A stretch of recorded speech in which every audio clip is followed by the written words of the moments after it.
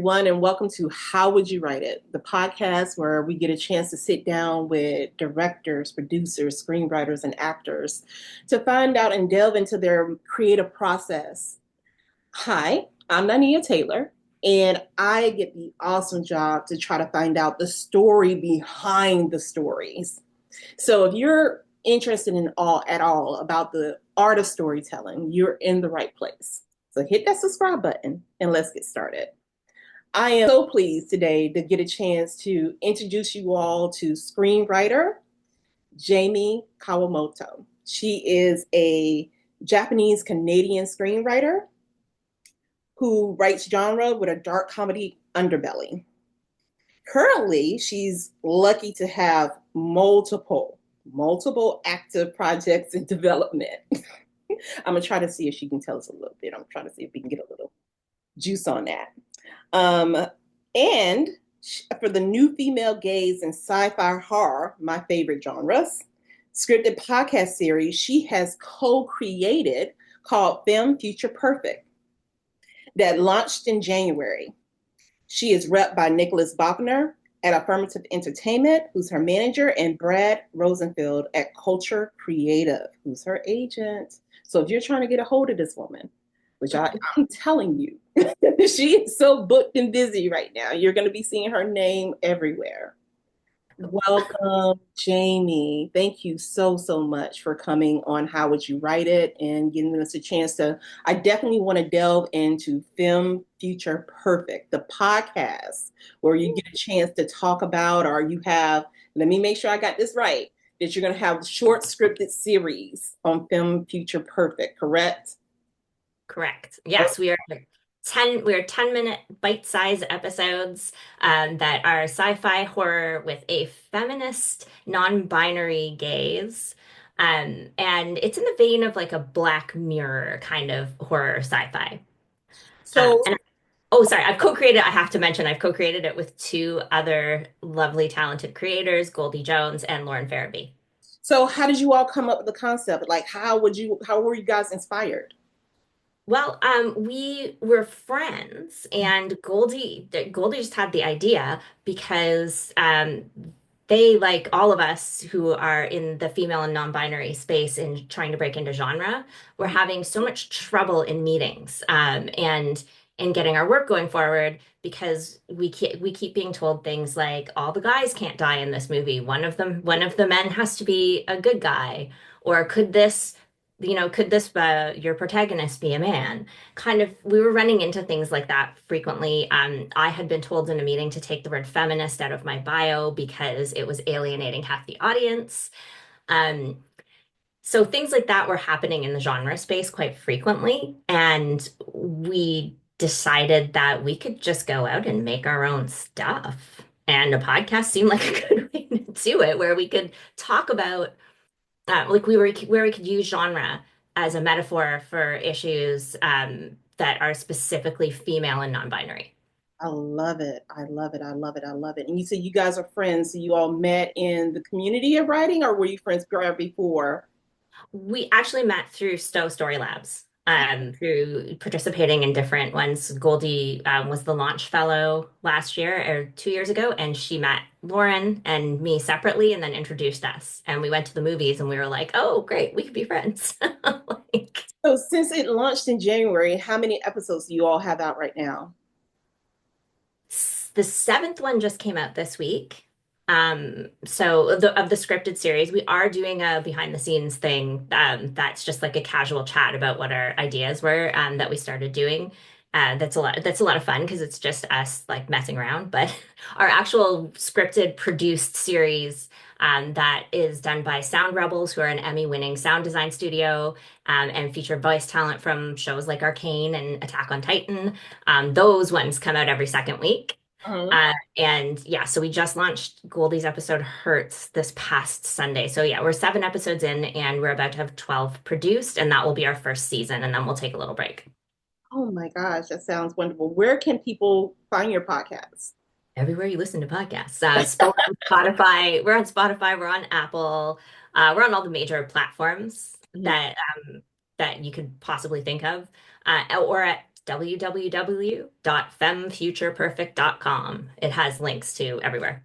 And so you guys are just focusing on sci-fi horror right now? Are you open to writing other like rom-com or, my brain is like, thrillers, action, anything like that? Are you guys open to those too, or are you just sticking to sci-fi horror? We're sticking to sci-fi horror, but we all kind of do blended genre. So, there's like Lauren and I each have an episode that's basically a comedy. There's horror and there's blood and stuff, but in mine, but there is a lot of comedy. We do have Goldie has action in one of their episodes. So we do blend genres, but right now we're just specifically focusing on those two because they were the two that we found the hardest to break into and the hardest for females to break into, particularly like because the rom-com space is where they keep trying to push us. Yeah, I So we're like, we're gonna stay over in this lane. And know.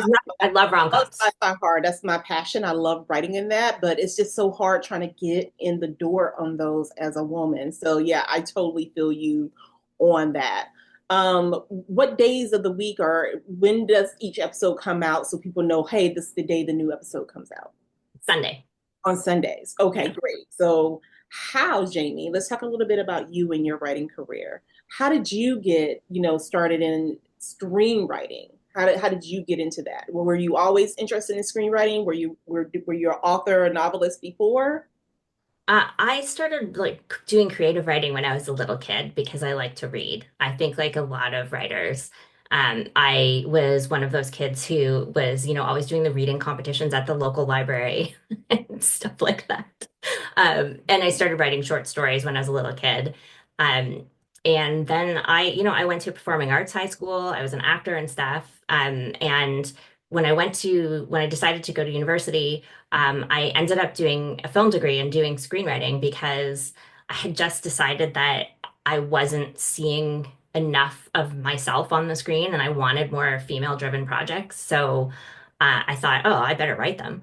And I went into screenwriting, and then I did nothing with my degree for a very long time, as a lot of people don't, because life.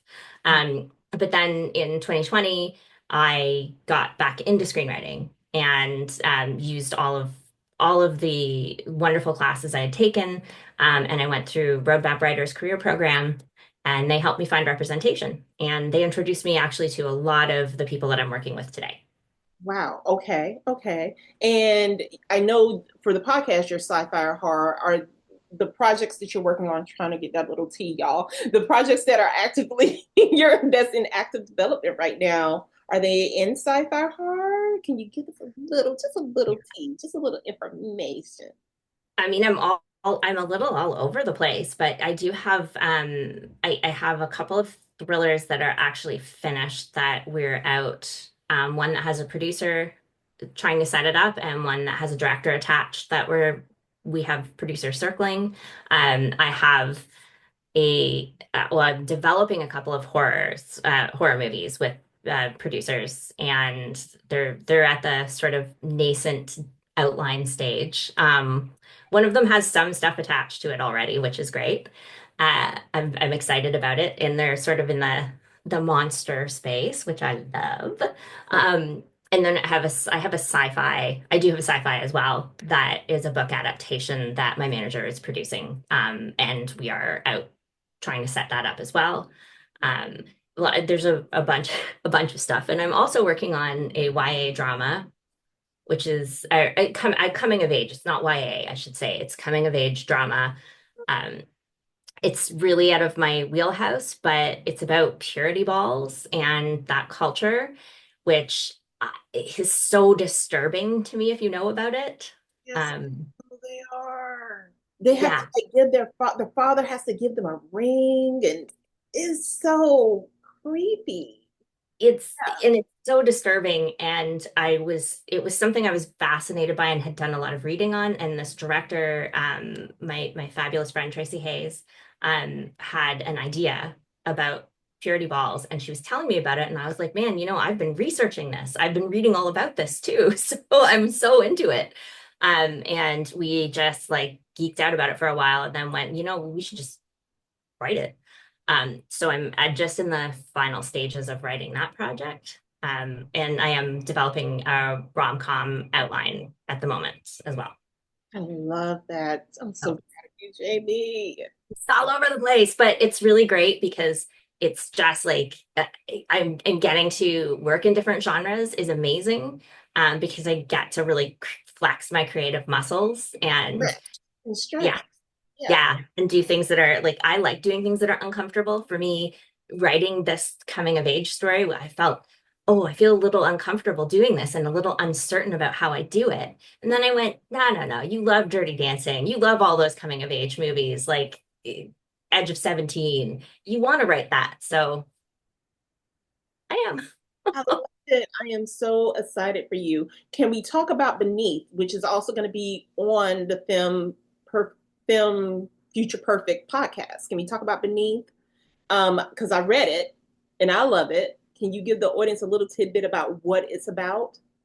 Sure. It is so Beneath is sci-fi about a researcher living at the bottom of Mariana Trench who is looking for a um, sea creature that has never been studied before that is attracted to light and it essentially feeds on light. So she lives in this habitat that it has lights on 24 hours a day. And she does eventually meet the creature.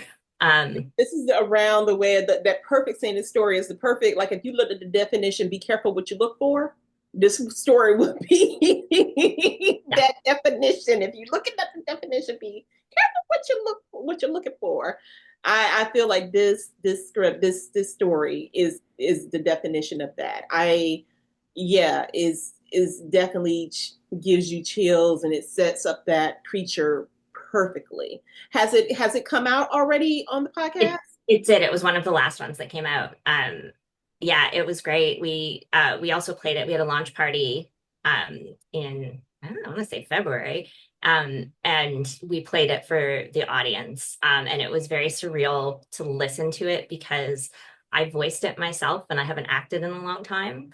Um, and beyond that, it's about depression. Like the whole thing is a metaphor for depression. So it was so much about me and so personal. Um, I hadn't really thought about that when I said, "Oh yeah, let's play it at the launch party." And then I'm sitting there in a room full of people going, "Oh my God, this is like being naked in the middle of this room right now." But yeah, that's so it is like it is a metaphor for that. And it's a it was very deeply felt personal story for me. I love it. I love it. Now, if you had a chance to tell like a person coming new into this industry and they're trying to figure out a way or someone is trying to pigeonhole them into a genre because you know that happens all the time. They try to pigeonhole you into a particular genre. Like what advice would you give someone who's coming in and they're trying to find themselves in this crazy industry? It's really crazy right now. It's particularly crazy. I would definitely say write what you want to see on the screen. Don't don't chase trends. I know tons of people will tell you that don't chase trends because they're over by the time you get there.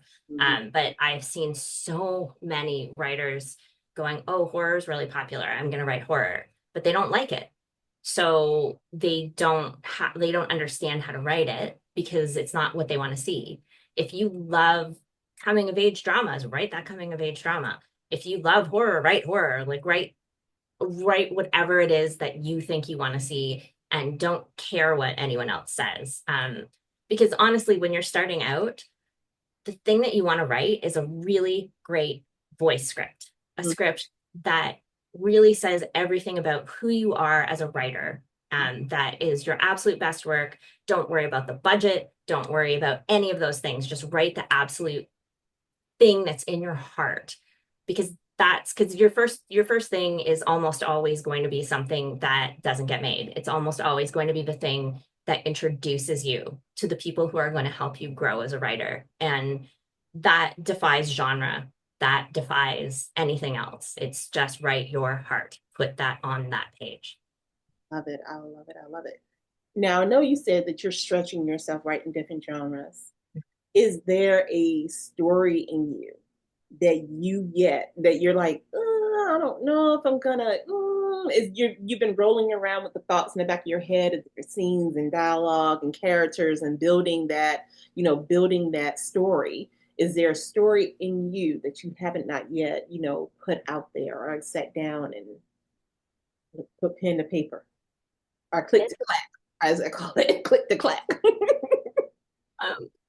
I mean, I have several. I have just like a rolling list of one pagers of things that I'd like to do, but one that I think is the craziest one that I have to be a lot more established for anyone to actually be like, yeah, okay, do it. Um, there is a there is a woman who's known as the torso killer in Canada. Um, she is from where I live right now in Hamilton, Ontario. Mhm. And I grew up hearing the story about her name's Evelyn Dick. I grew up hearing the story about her that she had murdered her husband for money and chopped up his body and threw the pieces in the woods. And that's what we were told as kids, and that she went to jail for it. Mhm. And this happened like in the early 1940s. Mhm. And I just a couple years ago read the actual story of what happened, and it was so far from what we were told as kids growing up. And like she couldn't possibly have murdered him by herself, and she was a tiny little woman, he was a huge man. She couldn't have murdered him, chopped up his body and dragged it to where it was in the middle of the woods on her own. This just wasn't possible physically. And she didn't go to jail for killing him. She went to jail for a different crime entirely. And overall, mostly what she was judged for was the morality of the day, in that she was cheating on her husband. And she had a bunch of different men that she was going out with who were buying her fur coats and jewelry and stuff.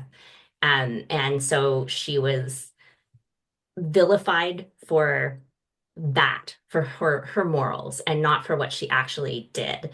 So I have this whole idea called I Love You to Pieces.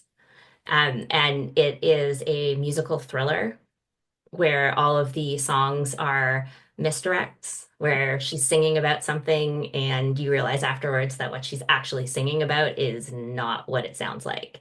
And it takes you on this whole twisty, turny thing through this whole story, giving the perspective at the end that did she really, like, was she even a bad person? Did she even do any of these things that they're saying she did? We don't know. Um, yeah, so I really want to tell that story and I want to tell it as a musical thriller so badly. Gosh, I love it. That's on the, and I'm sorry, I can't remember the name of the barber. What was it? The barber Oh, uh, Bill? Sweeney Todd. He's hot. Yeah, Yeah, that's, oh my God. That's, to me, that's in the lines of that in my head. yeah.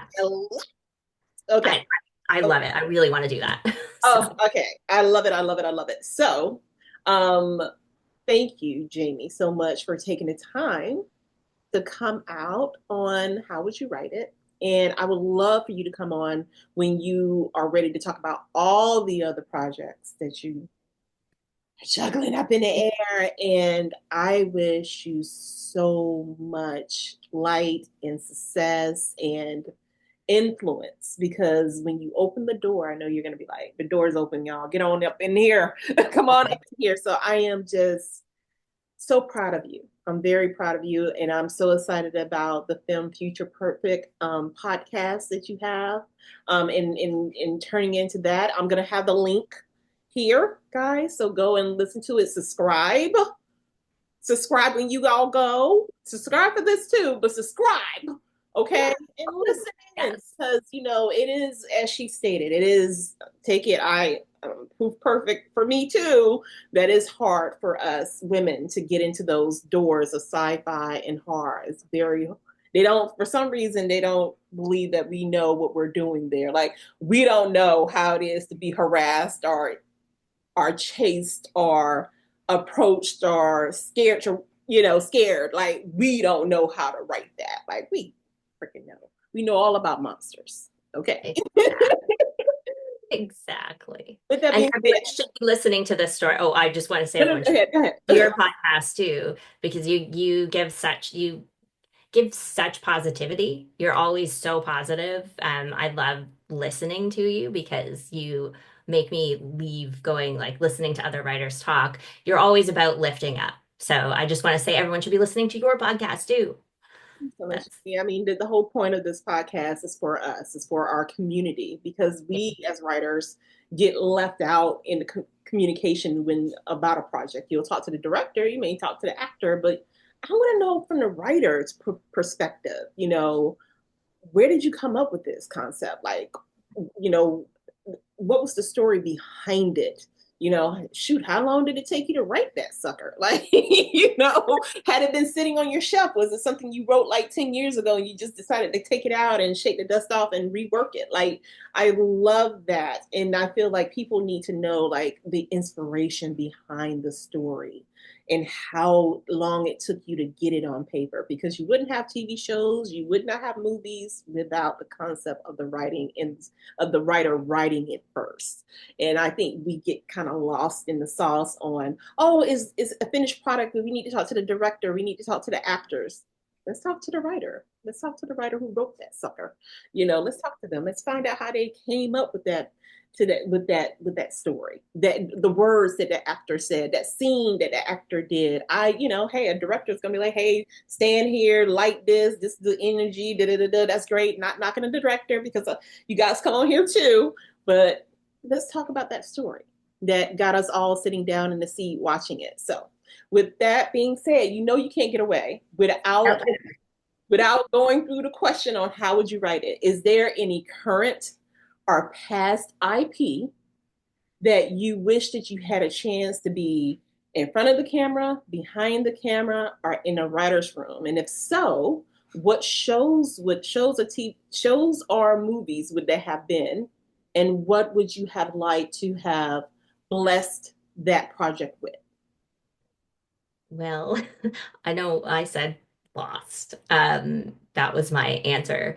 I really felt like that show taught me so much about writing cliffhangers, about writing serialized television, and it really kicked off the era that we're in of serialized TV right now, which I love. And when I'm writing TV, that's what I write. And it taught me so much about rich characters and getting the audience to really invest in them. It's the best use of flashbacks I've ever seen.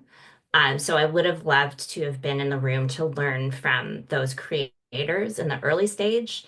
And I think I would have loved to have been in the room to advocate for some of how they deviated away from those things that were really important later on, and how I feel like maybe they took maybe a left turn by bringing in Nikki and Paulo, and instead of I think there was a case to be made for just like chilling out, sitting down, logicking out the story instead of just like, oh, we're just going to bury them alive and they're gone. And I feel like from that point on, there were kind of some sloppy mistakes like that, and no shade on them at all. They were trying to stretch out an idea longer than I think that they'd intended it to go. And putting those, I don't know, I think there were some things where I would have liked to have been there to advocate for, let's integrate Paolo and Nikki instead of just saying, "Oh, we made a mistake, bye." Mm-hmm. Let's try and make the story. Let's try and enrich this story. Let's try and stretch out those threads and do it from a character point of view. So that's what I would have liked to have changed, was bringing it more back to, instead of twists and turns and what can we throw at you as a cliffhanger now, make them all related to the character. I But love no shade on the writers of the it's show. a shade on the writers. It's not on that. I feel like you're probably going to have a lot of people who are kind of in agreement with you. Like, yeah, it's certain threads that they kind of, snipped that they could have, went a little bit further into. And we're not going to talk about the ending of Lost. We're not going to do that. We're going to No, because that's the angriest I've ever been in my life. I I don't think I still today. I was in a meeting earlier today, and the exec brought it up, that show, and I was like, man, we cannot talk about that show because I'm going to get mad. Because the ending was very upsetting to me. It was very, and that's why though I think like I wanted all those character threads to go somewhere, and that's because I invested in the characters, and they did such a good job of creating these really strong characters. So I'm, that's, yeah. I'm so with you on that. But with that being said, Jamie, thank you so much for coming on. How would you write it? And I would just extend the invitation to come back when you're ready to talk about any more projects that you have coming up, which you have a lot. And I'll be so happy for you to come back and have a chance to speak to you and dig into your creativity, your creative mind, and find out how you came up with those projects too. I'm going to link Femme Future Perfect, the podcast, in here. And guys, again, subscribe, and listen too, because we definitely need more voices as women in that genre, and we need all the support that we can get. But also, you guys need to realize how talented these three women are. Okay, you gotta get it. You gotta understand, and hopefully the doors in Hollywood are in the entertainment industry will finally open and stay open for us. But It, with nope, I just said hopefully that's all good. with that being said, if no one has told you today that we believe in you, that we know that you have this talent, you've been blessed with this talent, and your talent is deserved to be seen, even if you get one person who reads it, even if you get a short film, you do one short film, and you get a couple people who watch it, it is still meant to be out here. So don't ever doubt the talent that you have. Don't ever say that you're not supposed to do it and that what you have is terrible. Listen, all of us have done some terrible stuff. Just grab it back, read it again, work on it again, and get your stuff out there. We know the world is crazy right now. We all know the world's crazy, but that does not mean that you're not supposed to show the world your talent and give up on yourself. So I believe in you. And if if you ever get down and you ever say, "Hey, I'm not meant to do this," I want you to punch yourself in the face and wake up, because you are. Okay. With that being said, we'll see you next time on How Would You Write It?